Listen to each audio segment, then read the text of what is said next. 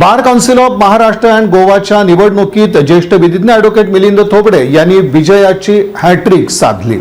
Bar council of Maharashtra व गोवा निवडणूक 2026 चा निकाल मुंबईत जाहीर करण्यात आला। त्यामध्ये सोलापूरचे ज्येष्ठ विधिज्ञ मिलिंद थोपडे यांना विजयी घोषित करण्यात आले। बार काउन्सिल ऑफ महाराष्ट्र व गोवाच्या सदस्य पदाकरता नुकत्याच पार पडलेल्या निवडणुकीत उभारलेल्या एकूण 155 उमेदवारांपैकी 18 पुरुष आणि 5 महिला सदस्यांच्या निवडीकरता पसंती क्रमाने सुमारे 1 लाख वकिलांनी 24 मार्च रोजी मतदान केलं होतं। ॲडव्होकेट मिलिंद थोपडे यांनी पहिल्या पसंतीची 3829 मतं मिळवून 5व्या स्थानी निवडून आल्याचं निवडणूक निर्णय अधिकारी डॉक्टर अजय नाथानी यांनी जाहीर केलं।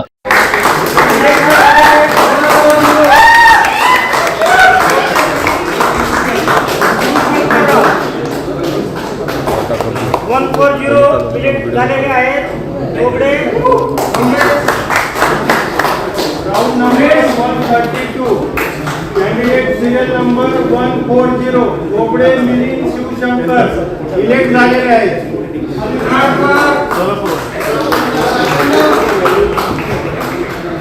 यापूर्वी सन 2010-2019 मध्ये झालेल्या बार काउन्सिलच्या निवडणुकीत ॲडव्होकेट मिलिंद थोपडे यांनी सर्वाधिक मताधिक्याने विजय मिळवलेला होता। यंदाच्या निवडणुकीत त्यांनी विजयाची हॅट्रिक केली। ॲडव्होकेट मिलिंद थोपडे यांनी बार काउन्सिल ऑफ महाराष्ट्र व गोवाचे सन 2011 आणि 2022 मध्ये अध्यक्षपद भूषवलं। ॲडव्होकेट मिलिंद थोपडे यांनी ILS लॉ कॉलेजमधून 1983 साली LLB पदवी घेऊन ज्येष्ठ विधिज्ञ काकासाहेब थोपडे यांच्या मार्गदर्शनाखाली वकिली व्यवसायास सुरुवात केली। ॲडव्होकेट मिलिंद थोपडे यांनी 1992 साली सोलापूर बार असोसिएशनचे सचिव पद तर 2005 साली अध्यक्षपद भूषवलं आहे। ॲडव्होकेट मिलिंद थोपडे यांनी आपल्या कार्यकाळात गोवा इथं बार काउन्सिलच्या कार्यालयाची स्थापना, राज्यस्तरीय कार्यशाळांचं यशस्वी आयोजन, विमा योजना अंमलात आणणं, मेडिक्लेम योजनेच्या माध्यमाने वकिलांना लाभ मिळवून देण्यासाठी प्रयत्न केले। राज्यस्तरीय क्रिकेट स्पर्धेचं आयोजन करण्यात आलं होतं। महिला मेळाव्यांचं आयोजन, मृत वकिलांच्या वारसांना आर्थिक सहाय्य मिळवून देणं, नवोदित वकिलांना लॅपटॉप आणि कायदे विषयक पुस्तकांचं विनामूल्य वितरण करणं अशा आणि इतर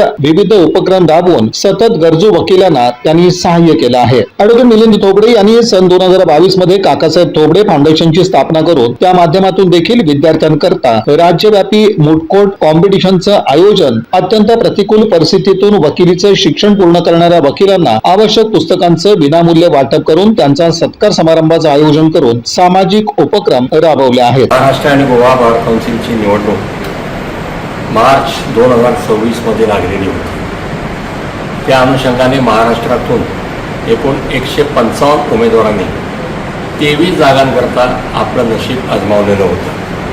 सोलापूर जिल्ह्याकरता बोलायचं झालं तर सोलापूर जिल्ह्यातून माझ्यासह इतर 6 उमेदवारांनी ही निवडणूक लढवलेली होती। या निवडणुकीचं डिटेल्स असे आहेत की एकंदर जागा महाराष्ट्र गोवा बार काउन्सिलमध्ये 25 जागा आहेत। सर्वोच्च न्यायालयाच्या निर्णयाप्रमाणे यापैकी 7 जागा महिलांकरता राखीव ठेवण्यात आल्या। पैकी 5 जागा या निवडणुकीने भरावायच्या व 2 जागा या स्वीकृत सदस्य म्हणून फक्त महिलांनाच त्या ठिकाणी नेमायचं असा सर्वोच्च न्यायालयाचा आदेश होता।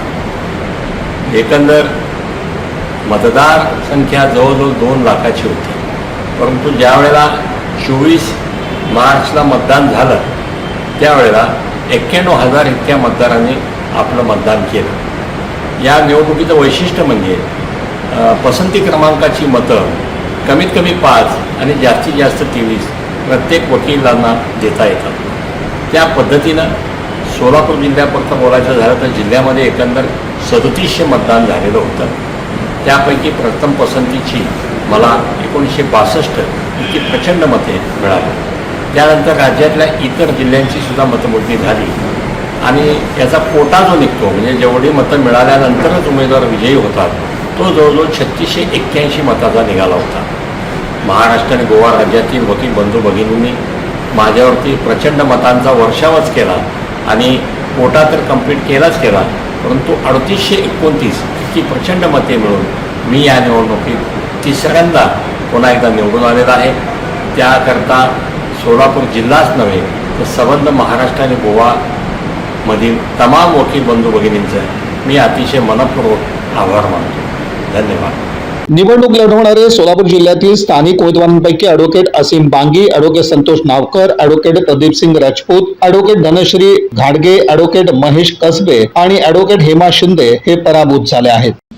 या बातमीपत्राचे प्रमुख प्रायोजक प्लॅटिनम मॉल इंद्रधनु सोलापूर. सोलापुरातील सर्वात प्रतिष्ठित इंद्रधनु सोसायटीचा नवीन भव्य कमर्शियल प्रोजेक्ट आता रेल्वे स्टेशनच्या अगदी शेजारी शहराच्या मध्यवर्ती ठिकाणी.